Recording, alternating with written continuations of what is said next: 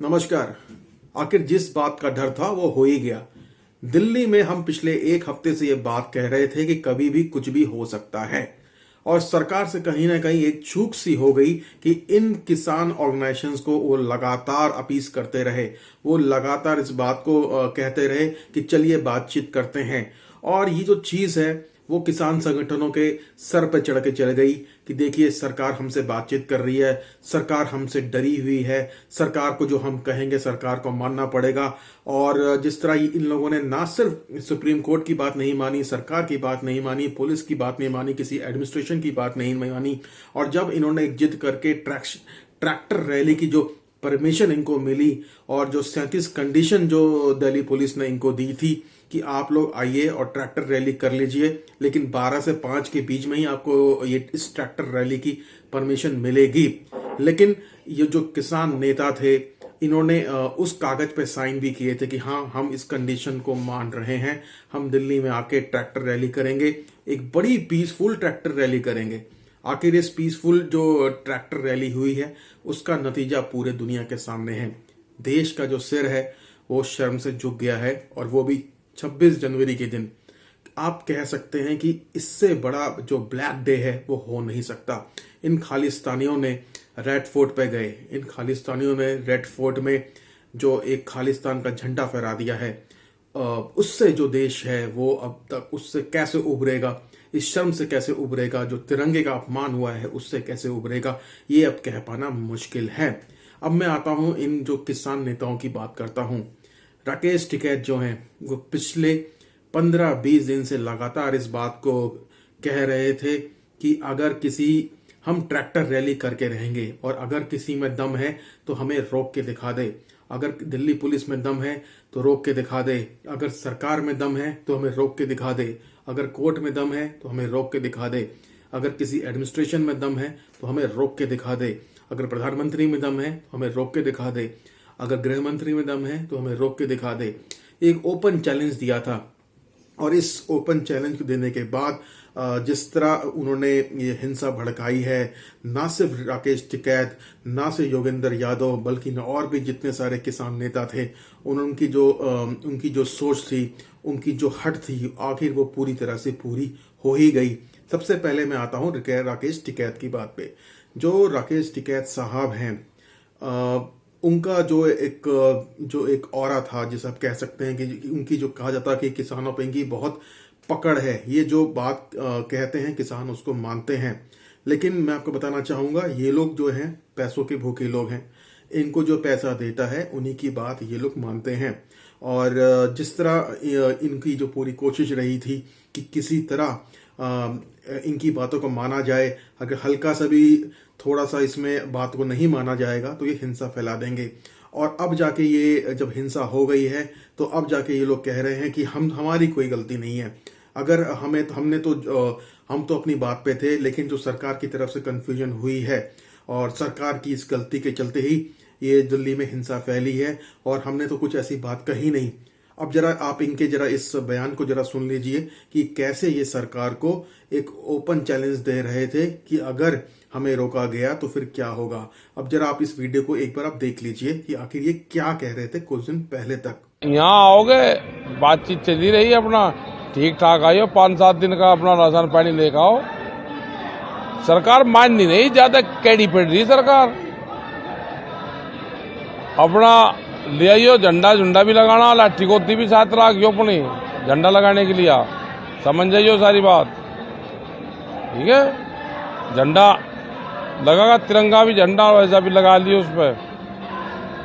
और आ जाओ, बस अब बहुत बोल लिया, अब आ जाओ जमीन बचाने के लिए। आ जाओ, अपनी जमीन नहीं बच रही, 17 कानून आ रहे और जमीन कैसे छीननी जाएगी उसका प्लान बन रहा।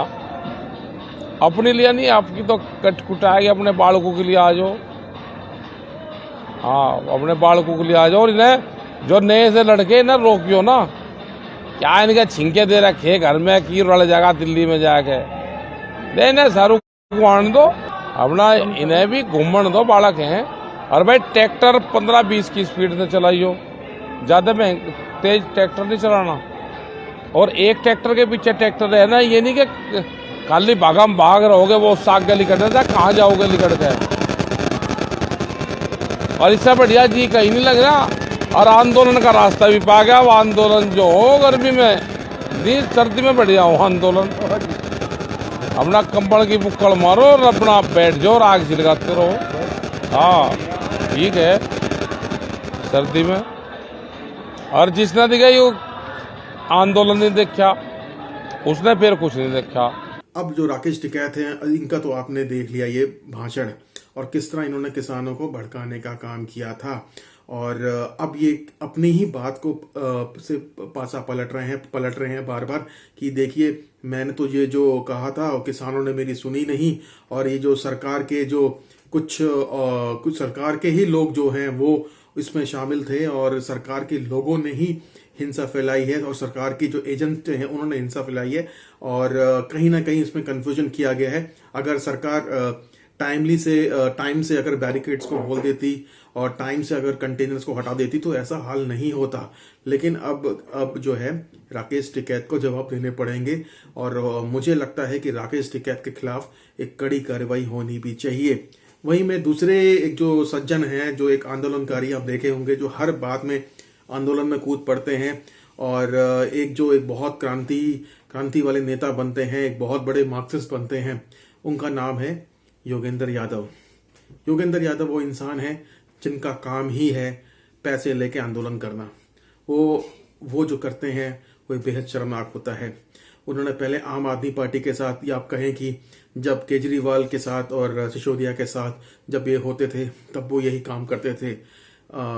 एक बार साल 2015 में भी रिपब्लिक डे के आसपास भी इन्होंने जिस तरह राजपथ को रोकने की कोशिश करी थी, वहां पर परेड को शर्मनाक करने की कोशिश करी थी, उस टाइम तो इनसे चूक हो गई थी। लेकिन इस बार जो 7 साल बाद करीब योगेंद्र यादव सफल हो गए। उनकी जो एक कामना थी कि देश का शर्म जो है, देश का जो सर है वो शर्म से झुक जाए 26 जनवरी के दिन, आखिर उसमें योगेंद्र यादव कामयाब हो ही गए। जब ये तोड़फोड़ चल रही थी तब भी योगेंद्र यादव ये बात को कह रहे थे कि किसानों को भड़काया जा रहा है। वो किसानों से ऐसे हाथ जोड़ रहे थे कि आप लोग प्लीज हिंसा मत करिएगा, आप लोगों को मार्च का परमिशन मिली हुई है। लेकिन यही इंसान है जो किसान आंदोलन पर चाबी भरता रहा, जिसकी कोशिश ये रही कि किसी तरह जो है सरकार उसकी बातों को तवज्जो दे, और ये चाहता था ये बहुत बड़ा किसान नेता बनकर उभरे, क्योंकि इसकी राजनीति चलती नहीं है। इसकी जो स्वराज पार्टी है उसे कोई वोट देता नहीं है। इसकी स्वराज जो पार्टी है उसकी जमानत जब्त हो जाती है। तो कहीं ना कहीं इसने अपनी राजनीति चमकाने की कोशिश करी। उसका ही ये फल था कि अब ये कहीं ना कहीं एग्रेसिव मोड में आया ये इंसान, और जब हिंसा फैली तो इसने अपना फोन बंद कर लिया था। राकेश टिकैत ने भी अपना फोन बंद कर लिया था, और इन्होंने कुछ भी कंट्रोल करने की कोशिश नहीं की थी। और यही एक दो इंसान है, और ना सिर्फ ये दो इंसान बल्कि और भी जितने भी किसान नेता हैं उन्होंने अपना रोल अदा किया देश का सर जो है शर्म से झुकाने के लिए। यही लोग जो हैं अब खालिस्तान आंदोलन के आप कह सकते हैं लीडर भी बनने वाले हैं। अब यहाँ पर सरकार पे है कि सरकार इन लोगों के खिलाफ क्या कड़ी कार्रवाई करती है, और ये जो नेता हैं या आप जो कह सकते हैं जो चाइनीज, पाकिस्तानी, कनाडा के एजेंट हैं वो क्या करते हैं, और सरकार इनके खिलाफ क्या कड़ी कार्रवाई करेगी, क्या सरकार इनके खिलाफ सबूत जुटाएगी, आखिर कब जाके सरकार एक्शन मोड में आएगी और इन लोगों को जो देशद्रोही हैं, जो गद्दार हैं, उनको जेल के पीछे भेजेगी। सब्सक्राइब करें हमारे YouTube चैनल को और बेल आइकन को दबाएं ताकि हर वीडियो सबसे पहले देख पाएं। आप हमें Facebook और Twitter पर भी फॉलो कर सकते हैं। वीडियो देखने के लिए धन्यवाद।